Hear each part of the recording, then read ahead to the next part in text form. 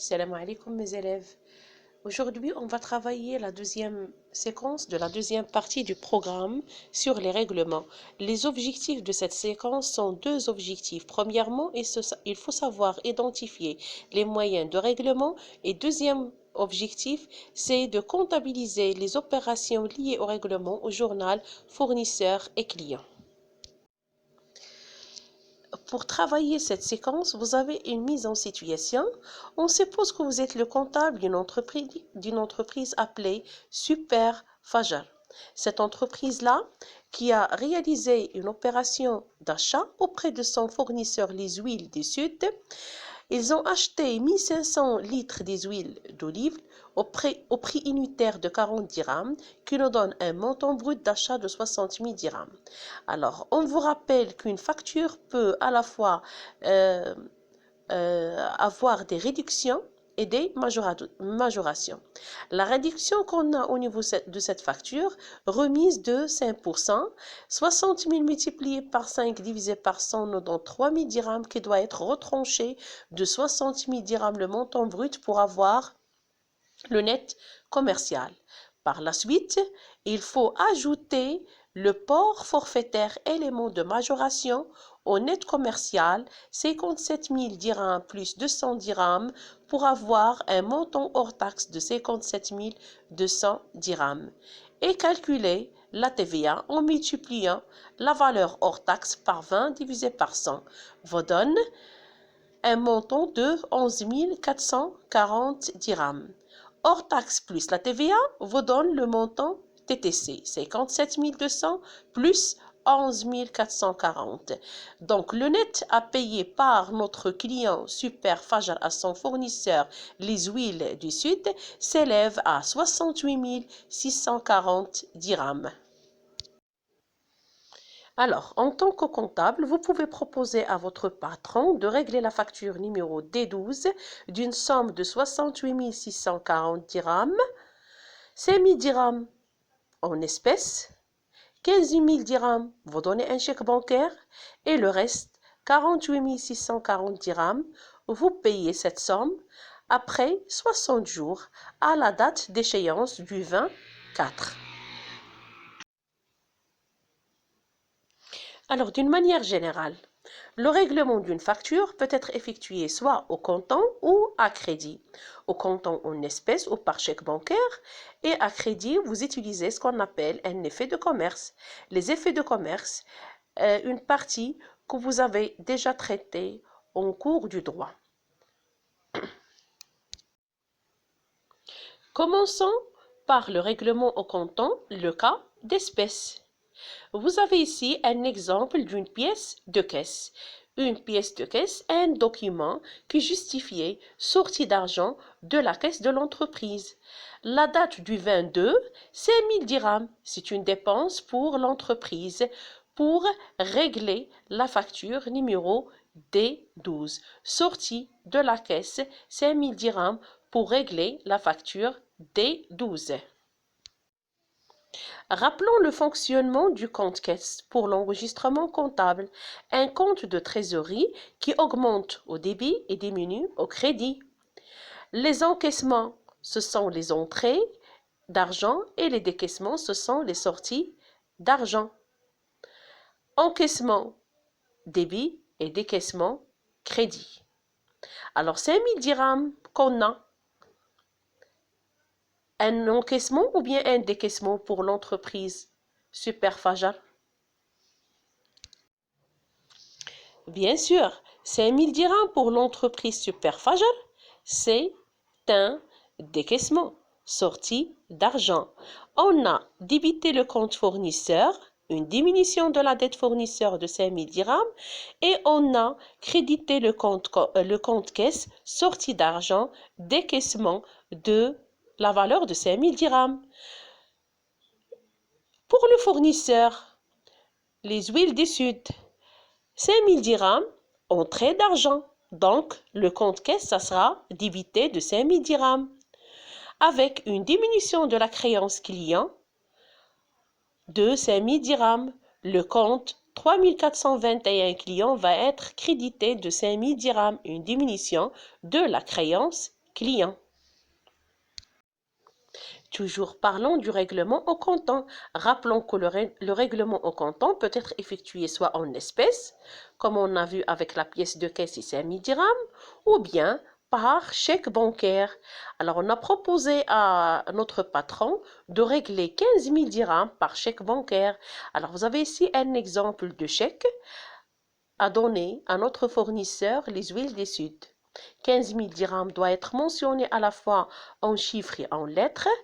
Le bénéficiaire, l'entreprise, les huiles du Sud, avec toujours la signature du client. La même chose, ici, vous avez un exemple d'un chèque. Rappelons très bien que le détail sur le chèque en tant que document ou bien en tant que document utilisé pour le règlement au comptant, vous l'avez vu au cours du droit, chapitre numéro 3 de la deuxième partie, droit commercial, les moyens de règlement. Comment enregistrer le chèque au journal client et au journal fournisseur? Alors, pour le client, on a dit qu'il s'agit sortie d'argent, décaissement. Automatiquement, le client donne le chèque au fournisseur, crédite le compte banque, sortie d'argent. Mais pour le fournisseur, c'est pas la même chose.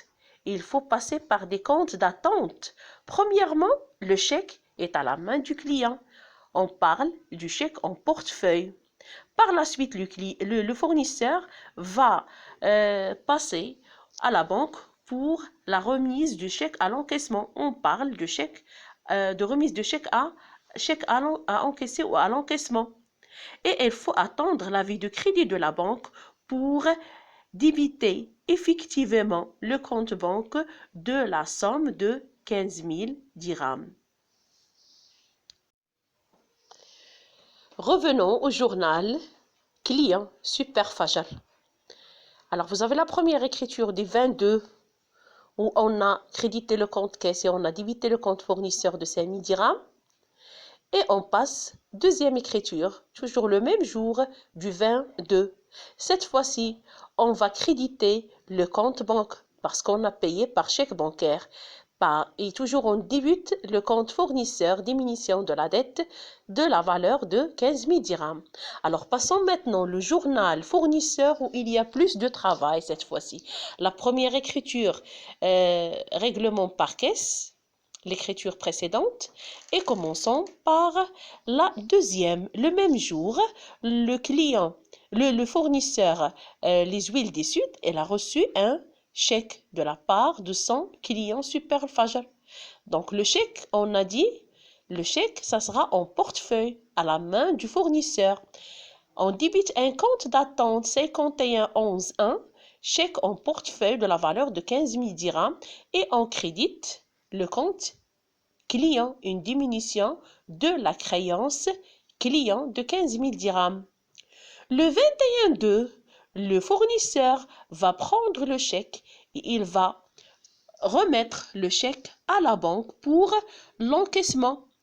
Donc le chèque cette fois-ci, ça sera où? Ça sera à la banque et non pas à la main du fournisseur.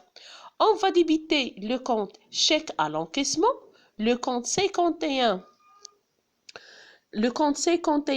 11 2 par la valeur de 15 000 dirhams et on va créditer le compte chèque en portefeuille pour annuler l'écriture où on a débité le compte chèque en portefeuille de 15 000 dirhams. Donc le chèque n'est plus à la main du client, n'est plus à la main du fournisseur. Le chèque est remis à l'encaissement à la date du 21-2. Il faut attendre l'avis de crédit de la banque pour débiter, on a dit effectivement le compte banque 5141 par la valeur de 15 000 dirhams et annuler le compte d'attente qui est écrit en bleu, chèque à l'encaissement de la valeur de 15 000 dirhams. En fait, à la date du 23-2, si vous observez les écritures, les trois écritures, les deux comptes sont notés en bleu. Le compte banque, à la date du 23-2, et le compte client à la date du 22. Donc, en fait, en fin de compte, on aura le compte banque au débit et on aura le compte client au crédit de la valeur de 15 000 dirhams. Récapitulons. Le règlement peut être effectué soit au comptant, soit à crédit.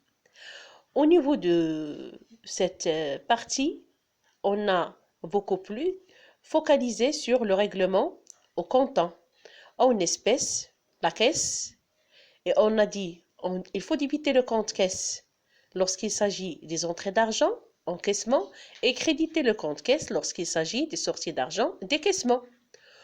Ou bien le règlement par chèque. Le règlement par chèque, rappelons que le chèque est un écrit par lequel le tireur donne l'ordre à sa banque, le tiré, de payer une somme déterminée à un bénéficiaire. Également, le règlement par banque peut être effectué par virement bancaire d'un compte à un autre. Pour la banque, il faut bien préciser une chose, que le fonctionnement du compte banque se fait la même chose que le compte caisse. Lorsqu'il s'agit des encaissements, il faut débiter le compte banque. Et lorsqu'il s'agit des décaissements, il faut créditer le compte banque. Mais il faut attendre l'avis de crédit pour débiter le compte 5141 banque et l'avis de débit de la part de la banque pour créditer le compte banque 5141. Merci pour votre attention et je reste à votre disposition pour toute question possible. Merci.